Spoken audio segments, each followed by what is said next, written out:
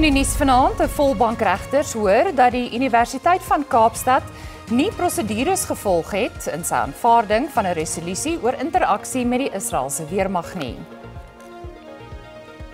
Kaapstad se vraghouer-terminaal bring nog verbeteringe aan ter voorbereiding van die opkomende sagte vrugte uitvoerseisoen.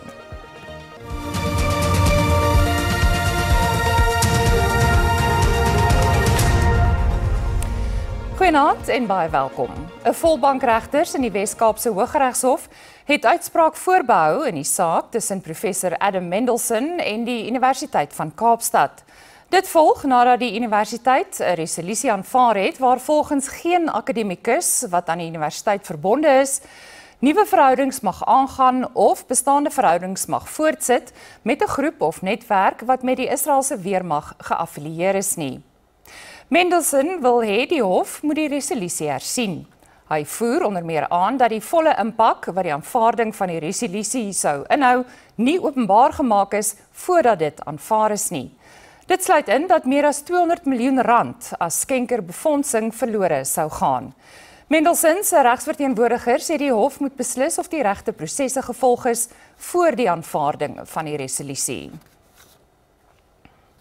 6 kleiner partye in die Johannesburgse Metroraad het hulle steun beloof aan die burgemeester Dada Morero. Dit volg nadat lede van die beheerende minderheidskoalisie 'n mosie van wantroue teen Morero ingedien het. Die 6 partye, bekend as die progressiewe caucus, sê Morero doen goed en moet aanbly in die amp ter wille van bestendigheid en dienslewering. Die progressiewe caucus bestaan uit die African Independence Congress, die PRC, United Independent Movement, GOOD, APC en COPE. Die IDM, Al-Jamaa, ATM en AHC voer aan dat Morero inmeng met administratiewe prosesse en versuim om besluite van die politieke bestuurskomitee uit te voer. I think he's doing well. I believe, and we believe, as this people, we believe that he's doing well, and I think that we should give him the opportunity to finish where he started. Volgens die caucus het die mosie van wantroue nie genoeg steun om te slaag nie. If we change the mayor now, that would be 12 mayors within a very short period of time. It's just ridiculous. I think it's political grandstanding at its best. I think these parties have got squabbles within government, and that's something that we cannot stand for. We have to put the residents first. We have to bring about a stable government. Die graderingsmaatskappy Moody's het die week goedkeuring uitgespreek vir Johannesburg se finansiële bestuur. Die omstrede voormalige stadsbestuurder van Johannesburg, Floyd Brink, is weer tot die posisie verkies. Die Johannesburgse Stadsraad het eenparig ten gunste van sy heraanstelling gestem. Die Demokratiese Alliansie het buite stemming gebly. Brink is vroeër uit sy posisie verwyder nadat die Hooggeregshof bevind het dat sy aanstelling onregmatig was. Brink is daarna weer aan 'n keuringsproses onderwerp waar hy die hoogste punte behaal het. 'n 20-jarige verdagte verskyn môre in die Johannesburgse Landdroshof in verband met die moord vroeër van dese maand op 2 tieners in Westbury. Die polisie het die verdagte gister by 'n hoërskool in Diepkloof in hegtenis geneem. Die Gautengse polisie-woordvoerder, Brigadier Brenda Muredili, sê lede van die teenbende-eenheid het 'n wenk opgevolg wat hulle van die misdaad-intelligensie-eenheid ontvang het. Investigations are ongoing to track down the remaining suspects. 2 of the 5 injured victims have since been discharged from hospital.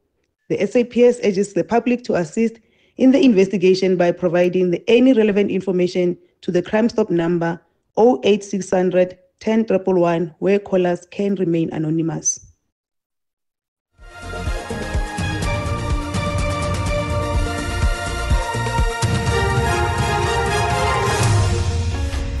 Agt mense is dood en 6 is beseer in 'n botsing tussen 'n minibus-taxi en 'n vragmotor vroeg vanoggend tussen Van Reenenspas en Montrose op die N3 tolkonsessie in die Vrystaat. Die pad was ure lank gesluit terwyl die toneel opgeruim is. Motoriste was in hewige verkeersopeenhopings vasgevang.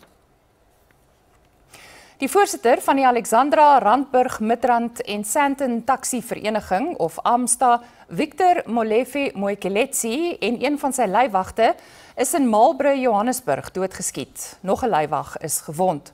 Volgens die polisie het verdagtes in 'n BMW op die insittendes van 'n Audi en Mahindra bakkie losgebrand. 4 passasiers in die Mahindra is gewond. 2 mense is beseer toe hulle voertuig tydens die voorval teen die Audi gebots het. Die polisie het die BMW 'n paar kilometer verder verlate gevind. Niemand is nog in hegtenis geneem nie. Mynwerkers van die Ikapa diamantmyn in Kimberley het buite die perseel betoog oor afleggings by die myn. Altesaam 387 werkers het sedert verlede maand hulle werk verloor. Die werkers bevraagteken die maatstawwe wat gebruik is om hulle af te dank en sê die regte stappe is nie gevolg nie. Volgens die werkers het die myn ook onderneem om 75% van hulle salarisse hierdie maand te betaal. Dit het egter nie gebeur nie. Die vakbond NUMSA sê hy sal die arbeidshof nader om die kwessie te probeer oplos. Die myn wou nie kommentaar lewer nie. Die Amerikaanse president Donald Trump en sy Chinese amptgenoot Xi Jinping het vir die eerste keer in 6 jaar vergader. Trump het die samesprekings wat in Suid-Korea gehou is as verstommend beskryf, terwyl Xi gesê het ooreenstemming is bereik om belangrike handelskwessies op te los. Die verhouding tussen die twee lande is gespanne sedert Trump vroeër vanjaar swaar invoertariewe op China ingestel het, verskoning, waarop China met sy eie tariewe teruggekap het. Geen formele ooreenkoms is tussen die twee presidente bereik nie, maar Trump het ingestem om Amerika se ingestelde tariewe op China te sny, in ruil daarvoor dat Beijing onder meer optree teen die onwettige handel in fentanyl en Amerikaanse sojaboon-aankope hervat.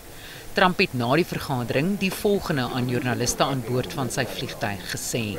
I've agreed, as you know, I put a 20% tariff on China because of the fentanyl coming in, which is it's a big tariff. And based on his statements today, I reduced it by 10%, so it's 10% instead of 20% effective immediately. I believe he's going to work very hard to stop the death that's coming in. We agreed that he was going to work very hard to stop the flow. You know, it's a very complex subject because it's used for lots of different reasons, including anesthetics and things. But he's going to work very hard on it, precursors, and I think you're going to see some real action taken. 'n Groot oorwinning vir Trump en Amerika is dat China ingestem het om uitvoerbeheermaatreëls wat hy op seldsame aardmetale gehef het, vereers op die lange baan te plaas. Die seldsame aardmetale is noodsaaklik vir die vervaardiging van alles van slimfone tot vegvliegtuie. Hy sê gegee die twee lande se verskillende nasionale toestande, stem hulle nie altyd saam oor alles nie en dis normaal vir die twee leier-ekonomieë van die wêreld om nou dan konflik te beleef. Kort voor Trump se vergadering met Xi het hy 'n verrassende aankondiging op sosiale media gemaak dat hy die Amerikaanse weermag opdrag gegee het om onmiddellik weer die VSA se kernkragwapens te toets. Dit sal die eerste keer in 33 jaar wees.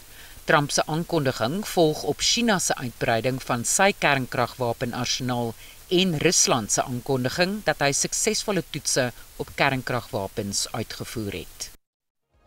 Ons het meer plaaslike nuus net hierna, bly gerus ingeskakel.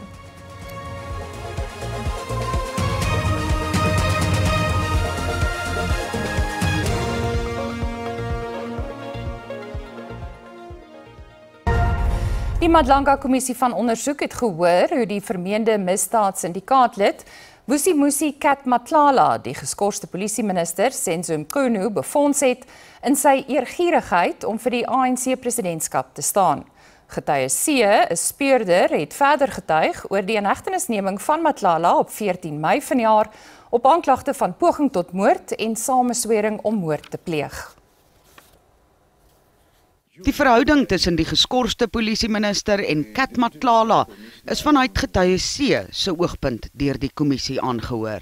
He had contributed to an amount, to the total amount of 500,000, whereby he purchased flight tickets and paid for the accommodation for the members of the ANC who were going to Cape Town for the July 8 statement for the ANC. So, and also that you will also refer back to his phones where he will show us the messages between him and the person named Brown Mohozi pertaining those flight tickets and the accommodation payments. Getuie C het getuig dat Matlala ook verskeie kere geld aan luitenant-generaal Shadrack Sibia betaal het. Die bedrag wissel van tussen R500,000 en R2 miljoen om 'n gastehuis, oftewel 'n B&B te koop. We asked him as to how does he make payments to General Sibia, and he informed us that General Sibia doesn't accept electronic transfers, but he prefers cash. So therefore there wouldn't be a proof of payment to him. Matlala het, volgens getuie C, nie gedink die beskerming waarop hy geglo het hy geregtig is nie, was genoeg vergeleke met sy finansiële welwillendheid nie.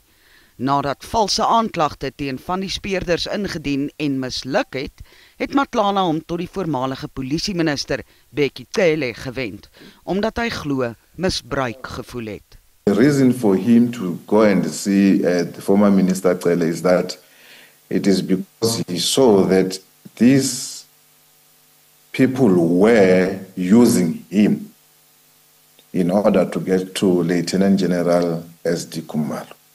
The resolution that was taken by former Minister Cele was that it is not good to open false cases against the police. And therefore, he should withdraw the case against the police. Klankopnames waar Matlala oor sy bande met senior polisielede praat, is ook aan die kommissie gespeel. Die Madlanga-kommissie sal maandag sy werk voortsit. Suid-Afrika het sy bande met Switserland herbevestig tydens president Cyril Ramaphosa se 2 dae lange staatsbesoek aan die land. Ramaphosa is die eerste president na die demokratiese oorgang wat Bern amptelik besoek. Switserland het gewyde voorwerpe aan Suid-Afrika terugbesorg wat aan die Nkuna koningsfamilie behoort. Ramaphosa die oorhandiging van die voorwerpe bestempel as 'n brug van versoening met die verlede. This act of repatriation speaks to who we are, both Switzerland and South Africa. It speaks to our shared belief that dialogue can heal what conflict has broken, and that the dignity of every human being transcends borders and time. Die president en sy Switserse amptgenoot Karen Keller-Zoete het bilaterale onderhandelings gevoer oor handel, belegging en die bevordering van wêreldvrede. Al twee lande wil hulle marktoegang uitbrei en handelsbeperkings verminder. Die staatshoofde stem saam dat probleme soos Amerikaanse handelstariewe 'n geleentheid skep om handel te diversifiseer en nuwe vennootskappe te sluit. Ja, ich kann Ihnen keine präzise Antwort geben. Das Die besoek bevestig die vriendskap en vertroue tussen ons lande. Ons is verbind tot samewerking met vredesbemiddeling, onderwys en volhoubare handel wat al twee lande bevoordeel. Die twee lande het ook samewerkingsooreenkomste onderteken op die gebied van kuns, kultuur en erfenis. Die jaarlikse produsenteprysindeks het in September met 2,3% gestyg in vergelyking met 2,1% in dieselfde tydperk verlede jaar. Op 'n maand-tot-maand grondslag het die PPI met 0,1% in September gedaal. Die belangrikste positiewe bydraers tot die hoof PPI jaarlikse inflasiekoers was voedsel- en tabakprodukte as ook drank.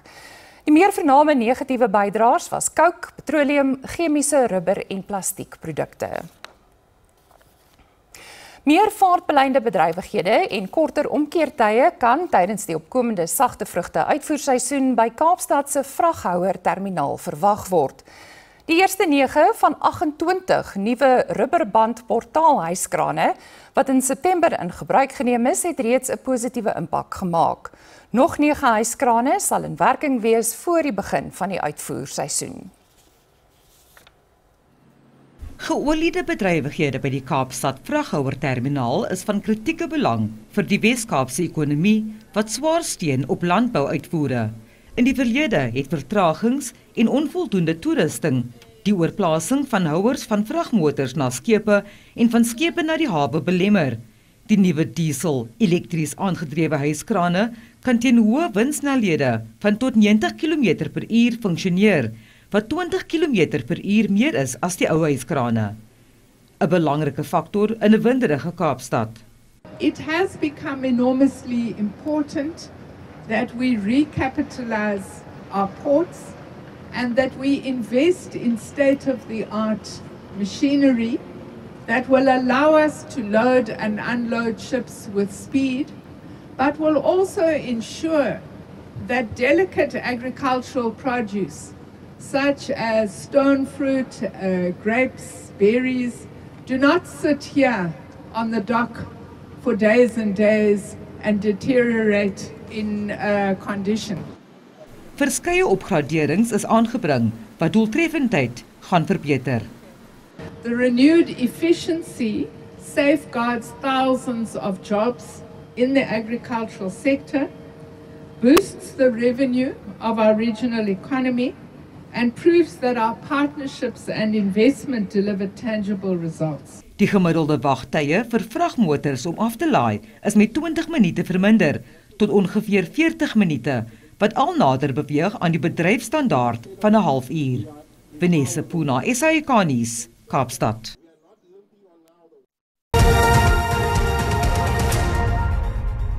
Nou vir die markaanwysers soos om 8:00 vanaand.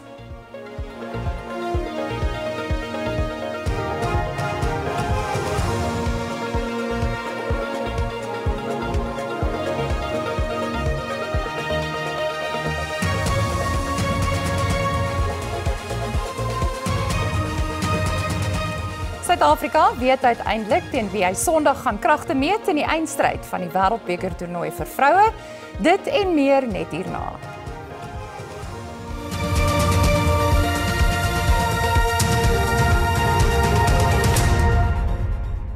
En dis al van die Afrikaanse redaksie vir vanaand. Ons groet tot môre aand. Totsiens.